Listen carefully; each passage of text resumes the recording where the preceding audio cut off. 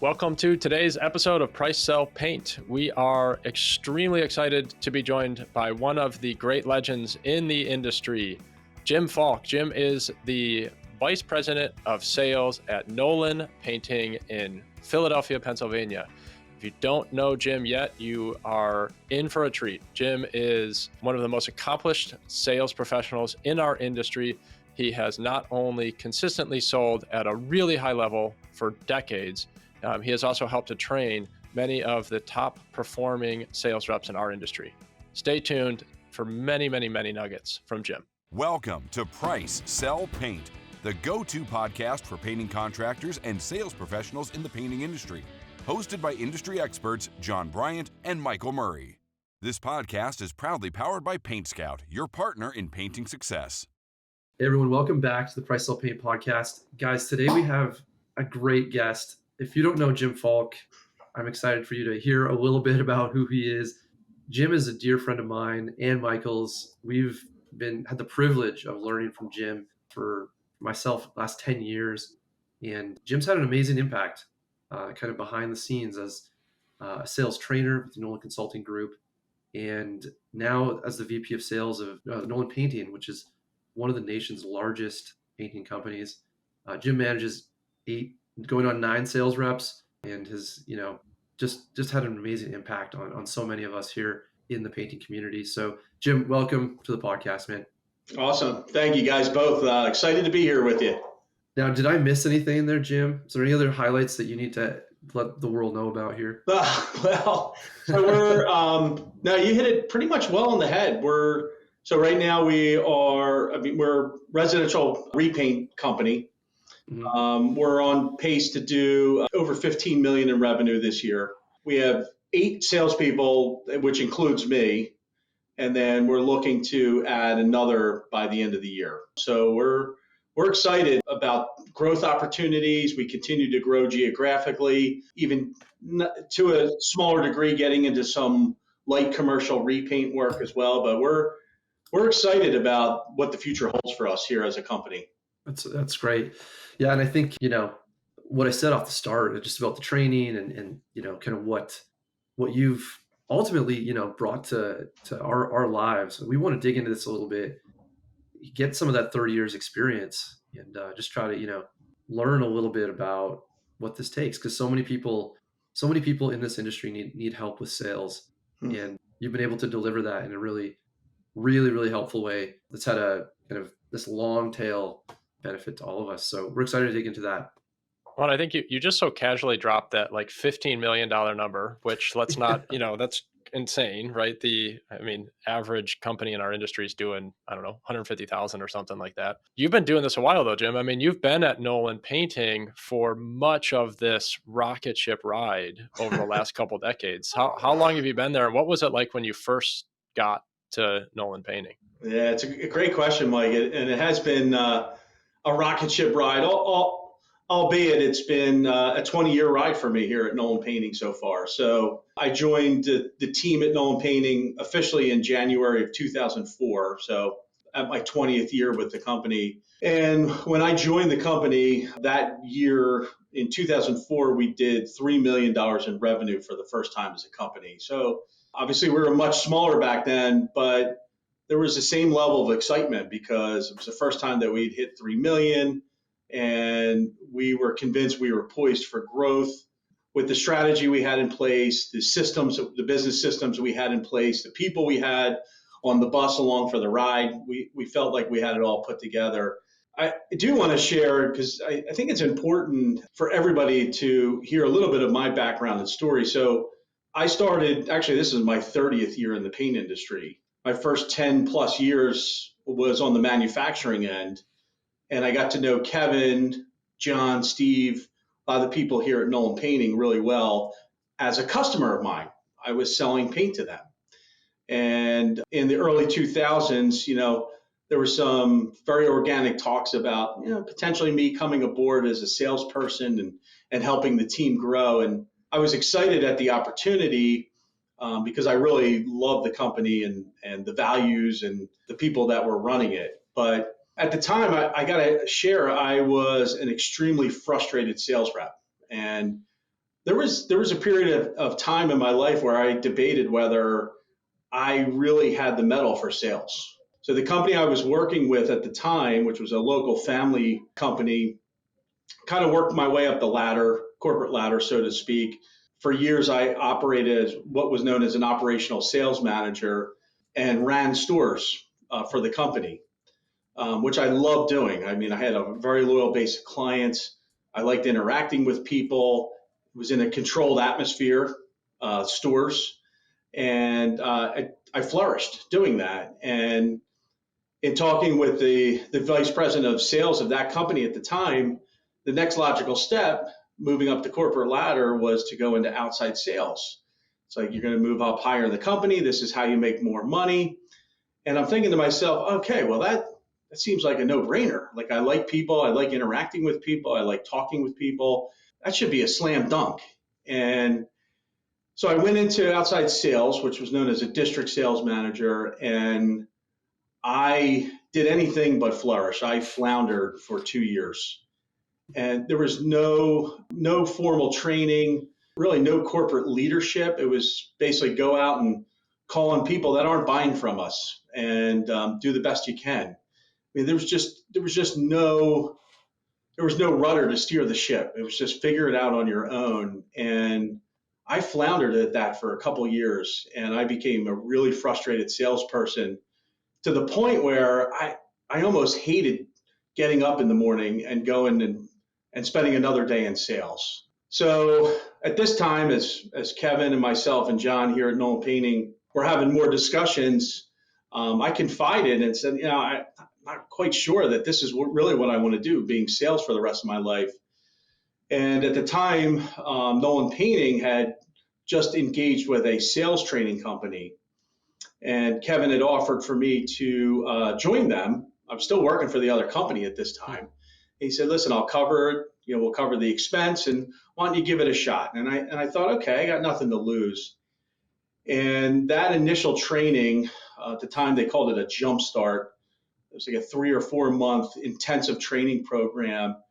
And like, my whole world was blown up at that time. The coach that we were working with just like opened my eyes, and I immediately started to see all the mistakes, all the pitfalls, all the ridiculous things that I was doing the previous 2 years that led to my failure in sales. And he really opened our eyes to, hey, sales, there can be a framework, there can be a process, there's a system. And when you become really good at working within that system and framework, you can see incredible success in sales. And it can actually be fun. And for whatever reason, I just gravitated to that. And over the course of 3 or 4 years, we worked with 3 different coaches, and it was like mind-blowing to me. I couldn't get enough of it. I ingrained it into my daily activities and what I do, and it just changed my whole world. And now fast forward another 20 years, and I just can't get enough of it. I love sales. I continue to study it, constantly looking at ways to sharpen the saw and make sure that I'm on top of my game. But for anybody listening, there is tremendous opportunities in any industry, but within the sales world and sales profession, to improve your game and dramatically increase your productivity in your sales. I love it. What would you recommend for somebody listening who is, let's say they're a sales rep at a painting company, or they're maybe a business owner, still focused much so on making sales, looking to improve? What kind of resources would you point them to, whether it's, types of training, books, coaches? Like, where might you suggest somebody get started? Yeah, it's a great question. I mean, it's interesting. There's certainly no shortage of sales experts in the world. And if you type in "how do I sell" into your Google search bar, you'll have reading material for probably 50 lifetimes. And so the system that I gravitated towards, and it was unbeknownst to us at the time, but the first coach we worked with really taught and coached the Sandler principles. So the Sandler sales system is what I've spent 20 years focusing on. And so I'll share one of the the book that I have our sales team reading right now is You Can't Teach a Kid to Ride a Bike at a Seminar. The only book written by David Sandler. I mean, at the time, this was like mind blowing. It basically took sales and turned it on its end. At a time where everybody was focusing on features and benefits and doing these dog and pony shows and these fancy presentations and basically doing all the telling, Sandler flipped that on end. It was like, you know what? He saw a lot of the pitfalls in traditional sales. And in that model, you typically don't find out what the customer's concerns are, what he called their pains, what their biggest frustrations might be, what their why is, so to speak. And by focusing on asking the right types of questions, we can really get in close with prospects and learn about them and their world and grow trust and create trust on a whole nother level. So for anybody that's looking for any type of resource, I absolutely suggest starting with that book. But there are Sandler training franchises worldwide. And I guarantee for most people that'll be listening to this podcast, there's probably a Sandler franchise not too far from them. That's what changed my world. That's what changed Nolan Painting's world is when it comes to sales. And it just changed the way we thought about everything and how productive and how we used each and every lead to our advantage. Yeah, when I met you, Jim, that was the first time I'd ever heard of that book and that process. And I'm a testament, to that working, because it clicked for me too. In fact, not only in sales, but the rest of my life, like how you get to know people and interact with people. People love to buy, as I've heard you say, but hate to be sold. And I think that's the principle of a lot of this stuff. So, for those people who can get that book, it's widely available, so it won't be a problem for you. But yeah, highly recommend you doing that. Just real quick, Jim, so you just mentioned, the one of the core principles, and certainly John and I have both read the book, we've studied, we've learned a lot from you in this way, but I'd love to share some of the nuggets that you have. You mentioned asking questions is one of the core principles of the Sandler method, and really, understanding the customer's pains and where they're coming from and what it is that they're looking for. Let's take this specifically into that residential repaint, sales experience. What are some of the, types of questions and, even talk to us a little bit about how you've been able to personalize this system to be so successful in this industry? Yeah, it's a great question. So, a lot of his principles we have, and I've been able to successfully adapt to make it fit our industry. I think that's critical because it's like operating within a framework. There's a blueprint for success, but ultimately you have to make it your own. And even within our industry, one of the things I've always told people that I've coached and worked with, and including our own sales team here at Nolan Painting, is you have to make the system work for you, meaning it has to come from you and from the heart. And there might be ways that I go about sharing a message with a prospect. Maybe it's when I set the table, I say certain things, or to your point, Mike, what questions do I ask? How do I go about setting up next step agreements? How do I approach the dreaded question about budget?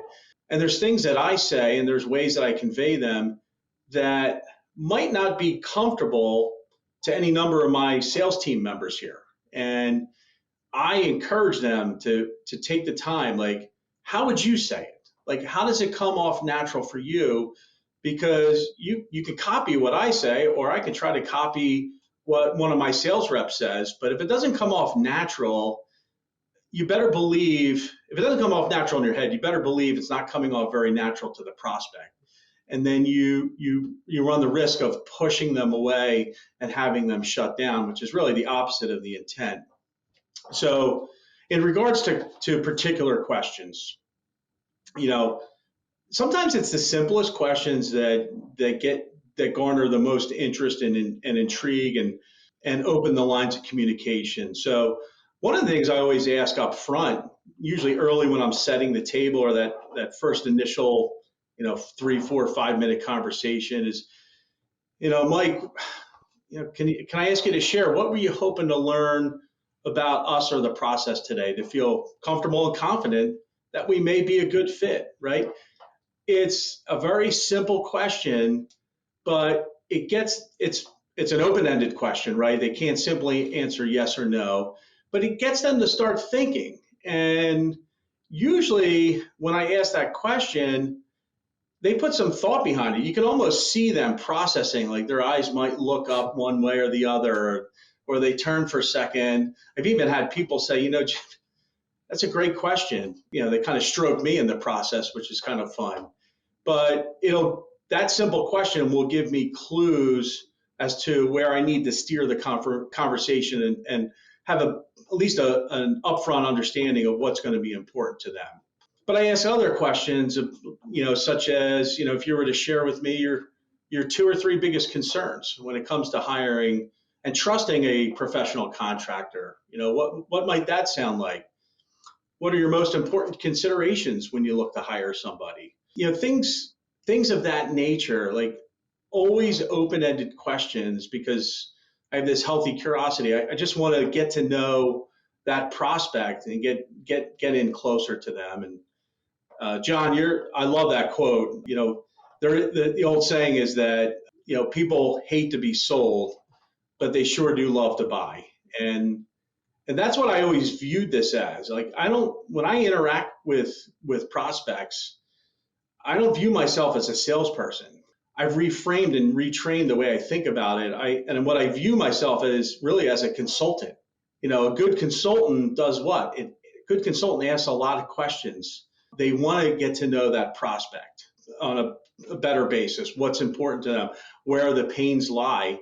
And you can only do that by asking questions. So another saying that I love to live by is, if you're telling, you're not selling. So if you find that you're dominating every sales meeting, meaning you're doing all the talking and you're spewing out features and benefits, Sandler always called this show up and throw up, right?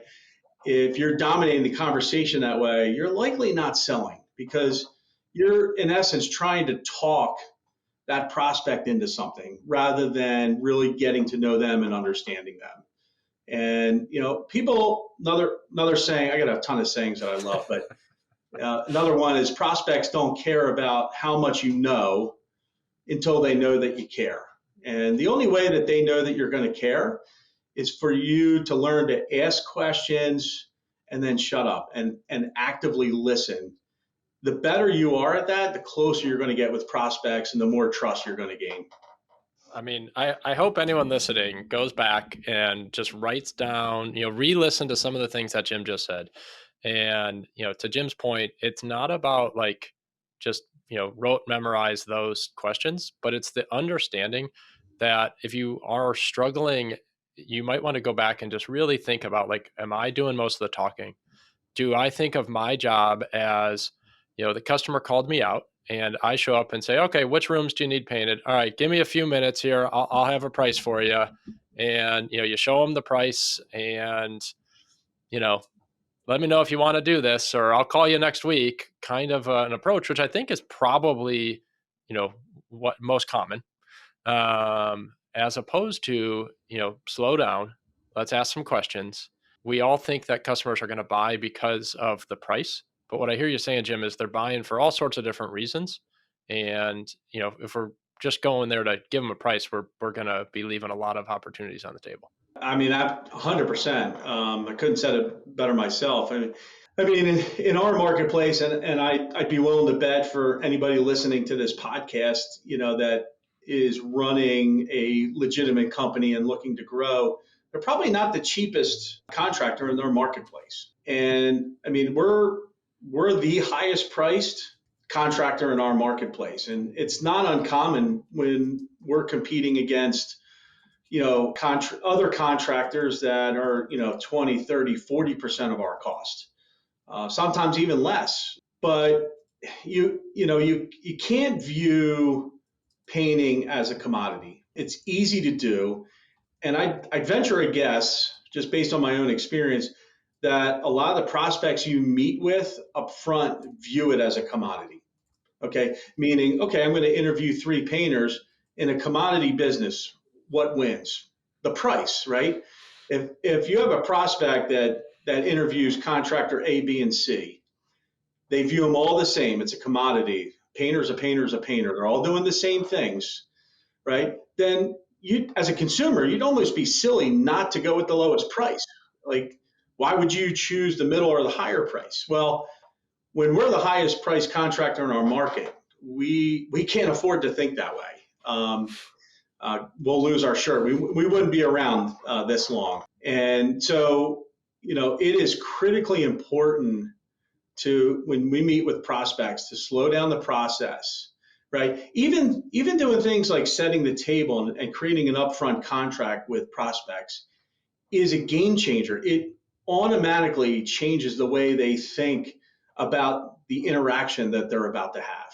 And, helping them understand the value that we bring, me understanding as the sales professional, understanding what's important to them and custom tailoring a presentation around that is critically important. And, the more emotional connection I can make with a prospect, the less it becomes about price. But if we're going in with this commodity mentality, we're going to lose that game over and over and over again. And so that's the mindset that we've instilled in our sales team here at Nolan Painting. And as a sales team, we consistently, despite being the highest price contractor in the market, we consistently close north of 50% as a sales team. And it's because a lot of these techniques that we employ and really getting to know customers and caring about them and their needs. I don't want to overcomplicate it, but that's, sometimes it's as simple as that. It's really just taking the time to get to know people, wanting to get to know people, and wanting to understand, their pains and their concerns. And the better we are at doing that, the more the message resonates and the more likely they are to want to do business with us. Sure. Jim, let's, geez, there's so much that we could get into about this. Honestly, I mean, it's really impactful, but I know we want to make a small just kind of change here in the subject, which is that you've made a transition now. So you went from not loving sales to learning how to love sales, excelling. Crushing. You've now trained, I don't know, how many people have you trained, Jim, in your life? Oh my gosh. I honestly, I couldn't even venture a guess. Hundreds, thousands. Thousands. Yeah, I mean, crazy number. So I would say certainly it's in the hundreds. In the 100, yeah. So, and now you've made a transition here at Nolan Painting from sales rep, which you love and you've excelled at, to VP of sales. Yep. Can you just kind of tell people what that's been like for you? Oh my gosh, it's yeah, I don't even know where to start with that one. It's been, I'm going to say it's been fun, but it's also been a challenge for me. So, I mean, you hit the nail on the head. I went from hating sales. I mean, and I can't underscore that enough, because, the floundering I did early in my career, to being trained and looking at it differently, to loving sales and then excelling at it. I mean, I'm not typically one to brag, but I mean, I performed at the highest level in our industry for a long time. Not just even in dollars sold. I mean, I had a mindset, and a lot of it starts with mindset. Like, I don't miss goals. I mean, it's not even an option. I don't miss goals. And because I always had that mindset, I never missed a number. And, I consistently had a win rate of, 70 to 80% year over year. Wow. And it's because of a lot of these techniques that we talk about. So I loved it. Again, it was always about keeping the saw sharp, wanting to learn more, wanting to become better and better, immersing myself in it. And then, when you coach and train it at the same time, that only reinforces everything that I do on a daily basis. So, but I knew that I wanted to continue to grow my career. And I do love the mentoring, and I do love the coaching aspect of what I've done for years. And, I knew at some point, as there was changes happening here internally at Nolan Painting, there was going to be an opportunity for me to continue to grow my career. And, a couple of years ago, the opportunity came about to take over as vice president of sales here. And I jumped at it. It was time, but it's been an interesting transition because I had to come to terms, and if I'm being honest, I'm probably still coming to terms with this, that I love selling so much. It's been hard for me to really fully back off of that. But I have realized that, again, as our team will continue to grow in the future, they have their own needs. And so I've taken that coaching and mentoring background and philosophy and now really started to instill and work with our own team here at Nolan Painting. And that part I absolutely love. There's maybe some parts of the job that I'm, still struggling with and, figuring out as I go along, which is fine. I mean, that's always going to be the case with any new job or challenge. And then backing off the sales, again, it's been a little bit tougher for me just because I love that piece of it. But certainly taking that mentoring and training part of what I do and working with our own team here at Nolan Painting, that part has been extremely rewarding for me. And I look forward to continuing to grow our team here. It's awesome, Jim. I mean, I want to ask you a couple questions about that management. I mean, we haven't had a chance really to talk to anybody who has managed, as big of a team as you do. And I think, a lot of people are probably a little curious what that looks like. To imagine a painting company with 8 or 9 sales reps. I mean, that's huge. So scary. I mean, it's a lot of sales reps. It's a lot of sales reps. Every day. Can you imagine 8 or 9 Jim Falks in a room? Oh my goodness. Well, it's funny you say that, Mike, because I just had a sales training session with our team yesterday, and we were in it was a smaller conference room at one of our satellite locations. And we met for 90 minutes, and it got loud in that room quick, but in a good way. Like everybody was sharing ideas and different things going on. So it was a lot of fun. Yeah, that's awesome. So I always call our sales team, it's a tornado of teeth and nails. It's just like, what is happening here? So,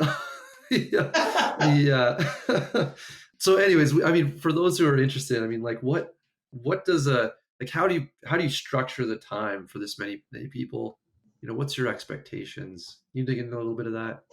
Yeah, that's a great question, John. Now, just so I fully understand the question, when you say structure expectations, do you mean like for each individual, or what does my week look like? Or I think probably for the individual, we could start there. Yeah. What do you expect from someone on your team? Yeah, maybe even just to add clarity, like a newer sales rep versus maybe somebody with that veteran, I don't know, maybe 3+ years of experience. How do you think about those expectations differently? Yeah, it's interesting. So, one thing that I've always been mindful of, and I didn't want to become as a micromanager, right? And because I think a lot of us have had experiences working with people that are micromanagers, and it's not fun. And I've had my own experiences, earlier in my career with people that manage that way. And it's like, I never wanted to be that type of person. And, one of the beauties in sales is like, if you're not putting in the work, the proof's in the pudding. I mean, the numbers don't lie. You're either hitting metrics or you're not, and we measure a lot of different metrics here for our sales team. We measure sales quotas, but we measure their sales rate. What's the dollar rate they're selling at? They have parameters that they have to hit each month for sales rate. What's their win rate look like? The win rate being the close rate as a percentage of dollars and total leads closed. And then productivity. We look at the productivity of their jobs, meaning, okay, you bid the job for 100 hours. How did that job actually come out? Did it take 110 hours, or did it take 98 hours? So we measure all these metrics every month, and we pay, it's what we call pay for performance. We pay bonus pay each month to each sales rep for hitting certain metrics. So to me, I never wanted to be a micromanager, because ultimately, if you're not hitting metrics, it becomes painfully clear very quickly that there's trouble on the tracks. And at that point, we need to intervene. So I've always had that philosophy, but I want to make sure that all of our reps know, like, any assistance they need, I'm there for them. Like, all you got to do is call me or shoot me a text, and let's make it happen, whatever it is you may need. As far as expectations of sales reps, so again, kind of in the vein of not micromanaging, so each of our sales reps, I'll say our more senior sales reps, in essence, create their own schedule. So Monday through Friday, if you were to look at each of their calendars on Google, you'd see that they all have different start and finish times. And sometimes they have themselves penciled out in the middle of a day, or they have themselves scheduled out Wednesday afternoons for no appointments, and they use that for follow-up time and catch-up time. So we allow them within reason. Now, if somebody says, I'm going to work every day from 12 to 2, that's not going to fly, right? But we allow them to set their own calendars. Now, a younger sales rep, we have one that we hired earlier this year that is really, over the last few months, has really been kicking butt. I'll spend more time with that individual salesperson, doing a lot of shadowing, more training, making sure that they're getting up to speed as quickly as possible, learning the estimating systems, PaintScout, and focusing on the sales aspect. Like, let's talk about the conversations that you're going to engage with each prospect. So, spending more time with the younger reps to help them get up to speed more, because they just tend to need more attention. They're learning, in many cases, they're learning the industry. I mean, we've had some good success with salespeople that have come from outside of the industry, not even in the construction industry. They have a sales background, but when they start with us, there's a lot of training that has to happen with product knowledge and learning estimating systems and in our industry as a whole. And then the other thing we do is each quarter, I want each sales rep to have an understanding of what winning looks like. Okay, so we know what winning looks like because we define the metrics, right? Here's your productivity goal. Here's your sales rate goal. Here's your sales quota. Here's our goal for win rates. Okay, but those numbers are obtuse. So let's take a look at sales quota. So look at a given sales quota for a quarter. Just throw out. Let's say it's 500,000. Just to throw out a round number. That's all fine and dandy, but what the heck does that mean? So let's say I begin a quarter and okay, I got a goal of $500,000. What's it going to take to achieve that? Do I just go out and do my selling activities every day and hope at the end of 3 months that I've hit that number, or do we reverse engineer it?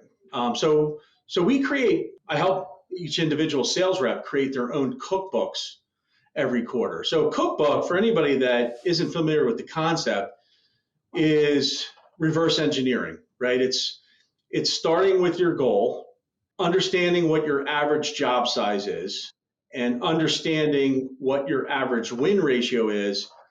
With those 3 metrics, you can determine how many prospects you need to meet with every day. And that's what I want my sales reps to have, is that understanding of, okay, now I have an idea. Okay, yeah, I have a $500,000 goal for the quarter, but by backing out and reverse engineering and using those metrics, now I understand, okay, if I have 3.5, 4 prospect meetings every day, that at the end of that 3 months, I'm going to have hit my goal if my historic numbers hold true.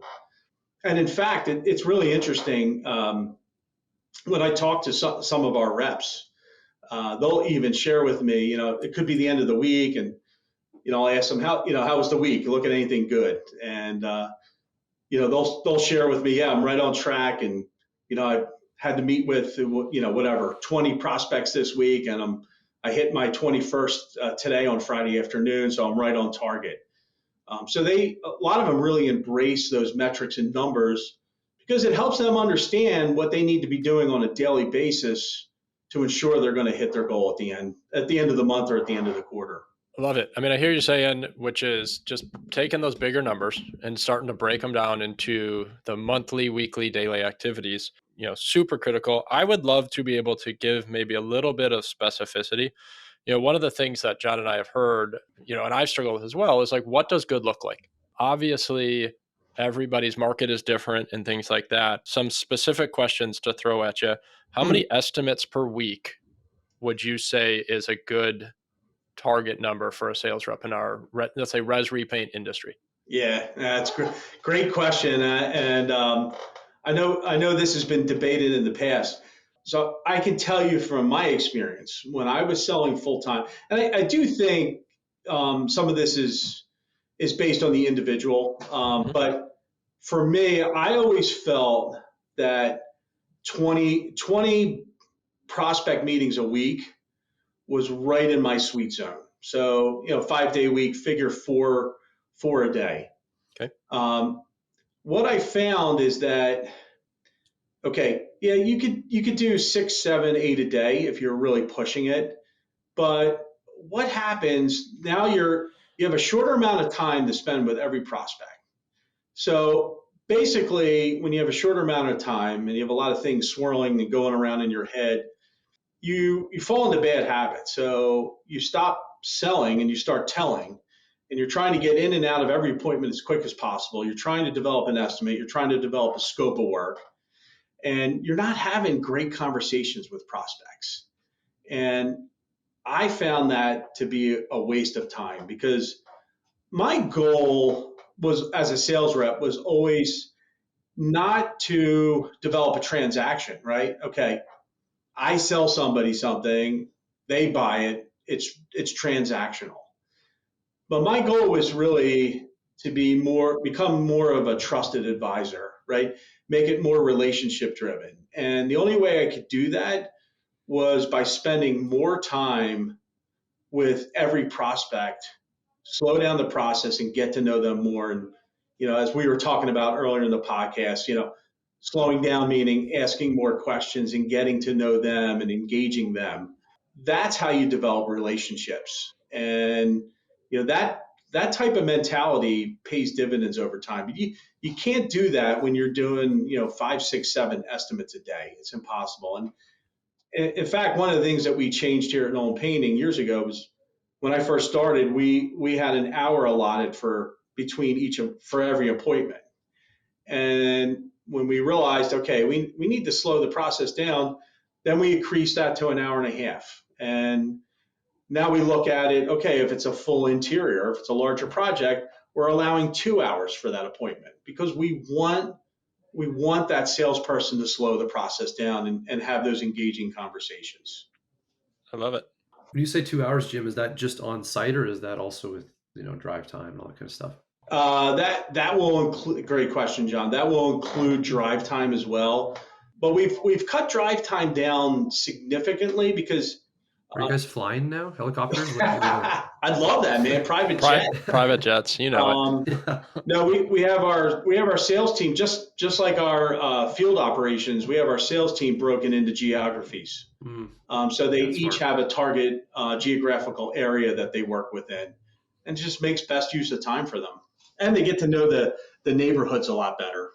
One of the things you mentioned earlier, like your win percentage of 70 to 80%. Don't want to bury that. I've seen, I think, some of your numbers, maybe some years even over that percentage, which is insane. What would you say is a good target percentage for somebody in their first 12 months, somebody who's maybe newer to the industry?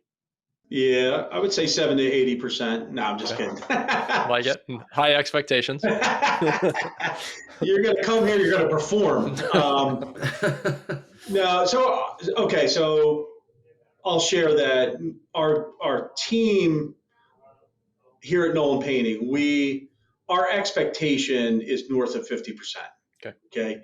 If you're consistently winning less than, and I want to define win and close ratio, because I think that's important.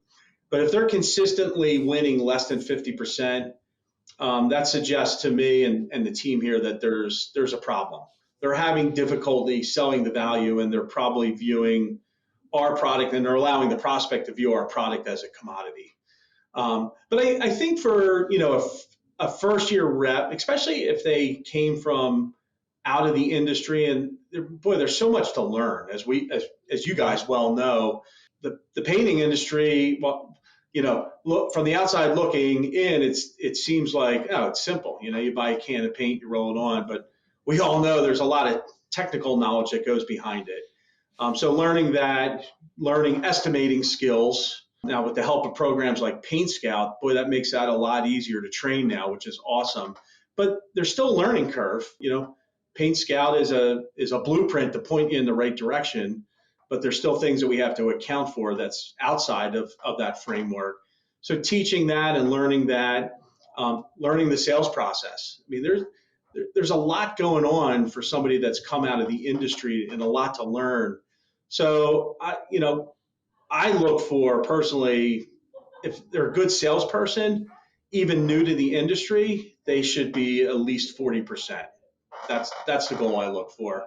And then as we become more seasoned, then 50% becomes the minimum. Mm-hmm. Now, I mentioned win and close rate, and this is something that I look at very, very differently. Most companies talk about their close rate, meaning the amount of jobs that they won. The mindset that I have, and what I've trained countless companies and sales reps, including our own team, is that there's a distinct difference between win and close rate. Okay, so think of the word close. Close is a part of the word closure, right? And one of the things that I taught myself and reframed the way I think about sales and my interactions with prospects is, at the end of the day, the only thing that I can expect from a prospect, if I'm engaging them correctly and I'm truly setting the table properly up front with them, is a simple yes or no. At the end of the day, I know I'm not going to win everyone, and that's fine. But I do expect real authentic communication and honesty from prospects. And I set the tone and the table up front in my meetings with prospects to let them know that, like, hey, for any reason you decide that we're not going to be the perfect fit, there's no harm, no foul here. All I ask is that we have an open and transparent conversation. And if we're not going to be the right fit, that's fine. We can close the books and perhaps we can talk another time in the future. And so I do expect 100% closure. And I teach my reps that they should expect 100% closure, meaning an honest answer, a yes or no at the end of the day. The win rate, of course, is the amount of jobs that you're selling. And you're actually getting signed contracts and deposits and producing the work. But as sales professionals, anybody listening to this, you should absolutely demand 100% closure. To demand anything less than that is to really view sales from an amateur's lens. And the reason that's important is because it's a game changer. I found that when you engage prospects early on and let them know up front that, hey, for any number of reasons, if it's not going to work, or it's not going to be the right fit, no problem. I just ask that you be honest and transparent. All of a sudden, it's this shift from, okay, Jim's here. Maybe he's not here just to try to sell something or jam a product or service down my throat. Mm-hmm. And I have found that when you really deliver it and you believe that, and it comes from your heart, that prospects open up in a different way. Because now all of a sudden they don't feel like, hey, this is somebody here who's just going to try to talk me into something or coerce me into buying something or try to get me the sign on the line that is dotted. We're here to have a real honest communication and conversation together. And I have found that over the years to be a game changer and a critical part of my own success. Jim, I have one more question here before we go today. And that's, all the things you've talked about here, expectations for new reps, your experience in the past, your experience now having trained and coached people. Do you feel like there's something that's a clear indication that somebody entering sales in the painting industry is going to be successful? Meaning before we hire them or after we hire them? I mean, you could cover both. Yeah. I would especially love to hear after. I mean, like, what are you looking for in those first few months to know, to your point, like, they might not be great at this yet, but they've got the thing that we can build on. Yeah.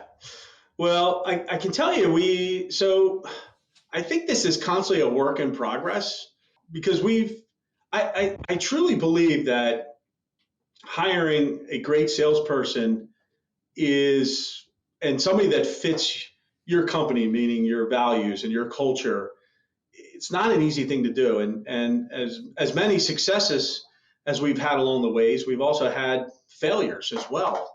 And, people that I thought were going to really work out. I mean, we hired a sales rep earlier this year. Well, we hired two in the winter, and the one is now flourishing, and the other one, who I thought it was clear cut going to be a rock star, ended up moving on after a few months, and it was kind of left scratching my head a little bit. But so a lot of it is so upfront before the hire. A lot of it is doing due diligence, right? So we have a process where we actually have a full-time recruiter that works for us, which is pretty cool. So it'll start with posting ads, and so he does the initial comb through and kind of the initial filtering process, and then if there's people that look the part and may potentially be a good fit for us, we'll go to the next step, and there's a brief Zoom interview, let's say 20 to 30 minutes. If that goes well, then that candidate is invited in for an in-person interview. And we also administer disc profiles, right? So anybody that's looking to hire these types of positions should be doing some kind of profile, whether it's disc. There's also OMG sales assessments. There's a couple other ones as well.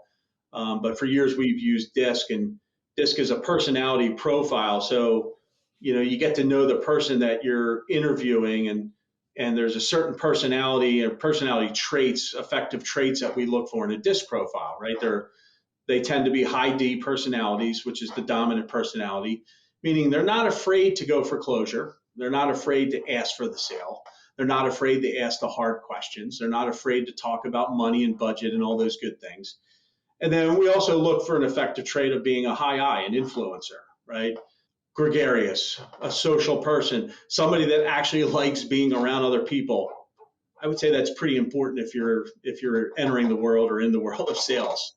And then the final step, if it's somebody that we're after that in-person interview, if it's somebody we're interested in, then we invite them in for a half day, and they shadow me on a handful of appointments, because that gives me an opportunity to see that person and how they might interact with our clients. I think that's a critical part. So it sounds like a lot of work, and it is, but going through those thoughtful steps really helps us hone down and find somebody that's potentially going to be a good fit, not only in the position and the world of sales and having success in sales, but also, do they fit our values? Do they fit our culture here? Are they friendly? Is it somebody? The other thing I look for, and a lot of the questions I ask during the interview process, is I want to know if they're going to be coachable, right? If they're somebody that they have this mindset where they have it all figured out and this is the way I've always done it, I'm not sure that's going to be the right fit. I definitely want somebody that's going to be open to coaching and open to training and open to some new ideas and want to improve. Those are the steps that we take during the initial process before we make a formal offer. After, it's really about just, again, me spending more time with that rep and continuing to get to know them and having a better understanding of, okay, what are their strengths? What are their weaknesses? Where can I really help them? Where do they need help? And I can only really do that by spending time and seeing how, continuing to see how they interact with prospects. And then I can, continue to coach and train with them and get them to that higher level of success. Yeah, I mean, I love it. I think, what I took away from that is, you're looking for that humility, but also that confidence. You're looking for somebody who, was willing to learn. And I will say that, this seems to be a lifelong passion for you. And, the energy that you brought today and the energy that you've brought to all the interactions, Jon, I know you resonate as well. I just appreciate, what you've done for me, Jon. I know you feel the same way, and I'm excited that we were able to have you on today. And I think anybody that's listening, I think there's just so many good takeaways. And I think it's really inspiring to see how you have been so successful in an industry that, is difficult. And, you've been able to not just create a great life for yourself, create, awesome opportunities for people at Nolan Painting, but all the different people that you've coached. We've had, some of the people that you've worked with have been past guests who are selling $2-3+ million a year. So just thank you from both of us for all the impact and certainly for your time today. Oh, well, thank you guys. I mean, you guys have become masterful at the interview, and I love that you're willing to spend your own time and bring this content to the industry, because I truly believe, I mean, it's important to help other people within our industry, because it helps us all raise the bar, right? And Absolutely. if we all raise the bar, that's good for all of us. So I applaud what you guys are doing. It's awesome. Well, thanks for being a part of it and, kind of paving that path forward, and, excited to, keep in touch. Obviously, we'd love to have you on at some point in the future, hear more about how the VP of sales role is going. And, I'm sure at that point you guys will be headed towards $20 million and just continuing to change kind of what's possible and give us all something to strive for. So thank you. Awesome. No, thank you guys. Thanks, Jim. Much appreciated. Yeah. Appreciate you, man. Anybody listening, obviously stay tuned. We're going to have a lot of really great guests like Jim. Make sure that you like and subscribe and, kind of keep the algorithms happy. But Jim, thank you again for your time today and, for all the impact in our lives over the past year. My pleasure. Thank you both.